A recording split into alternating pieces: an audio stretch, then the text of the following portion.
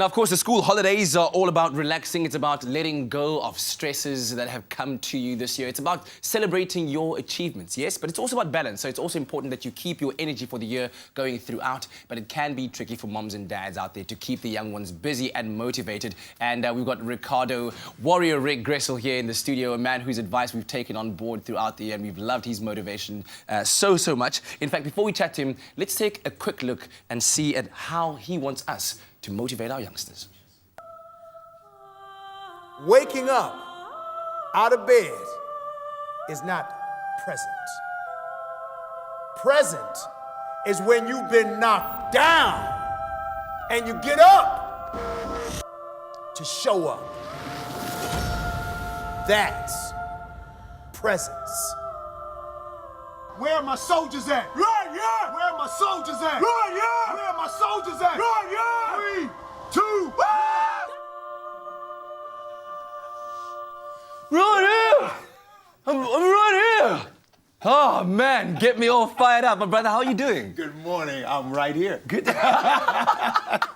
Dude, I'm loving it so much. As I said, we've been loving chatting to you throughout the year, and especially at the beginning of the year when we were trying to put our goals together for what 2016 would mean for us. And you've taken on board the duty of motivating our youngsters out there, our youth. You've gone around to schools, you've given motivational talks. Why is youth development and youth motivation so important to you? Well, I think you know this, Kat. As you get older, you realize that leaders create leaders. So you're not doing your job unless you pass on that information and leave a legacy. Yeah. And I think as a father and a grandfather, I've learned, even in my own household, is that there's an expectation from kids to say, you know what, you've done it, you've been through the potholes, don't have me go through some of the same potholes you've been through. So what can I do to be better? And oftentimes it's not that they ask for it, but you can just see in the twinkle in their eyes and the way they sit back, they're waiting for that information. So I've been very eager to get out and talk to the youth and be able to share some of the knowledge that I've had over the many years that I've been on this planet. Yeah, man. And having spoken to so many of them, what have you found to be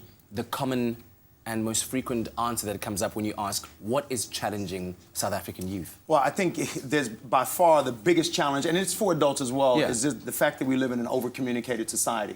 So we've got all of these distractions that are coming at us from a media perspective, in terms of households, in terms of school. There's so many different pieces of communication that are coming at us, and we have the access to this communication on a 24-hour basis. Yeah. So our kids, and if you can remember when you were a child as well, it's easy to get distracted. So now it's multiplied by the fact that we have access to so many different items. So the key is how do we focus and how do we get to the types of things that we should be engaging with on social media, in television, at school, at work, and how can we actually maximize that? Yeah, so as the year draws to an end, and we of course are already looking forward to 2017, there was a hashtag Dear 2017 Me making the trends the other day. Yeah. What practical advice do you have for adults and kids alike about aligning your mind towards those goals for 2017, you know, minusing out or extracting that over-communicated society that we live in and trying to set your mind up?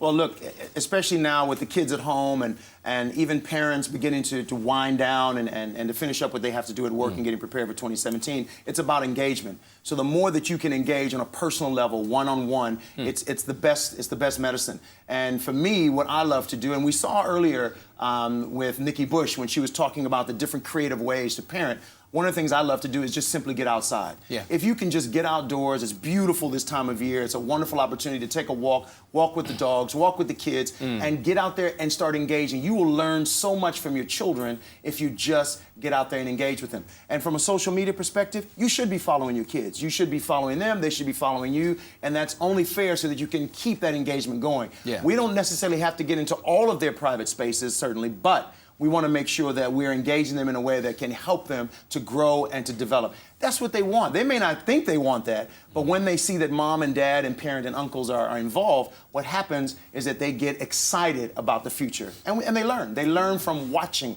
not from listening. Oh, the brother man. Thank you very much, sir. Have a wonderful festive season. And I love the piece of advice. It's about keeping your body and your mind active. Go out there and explore the beauty of nature during this time. And of course, this will help you to kickstart your successful 2017. Stay tuned. We've got lots more to come right after the break.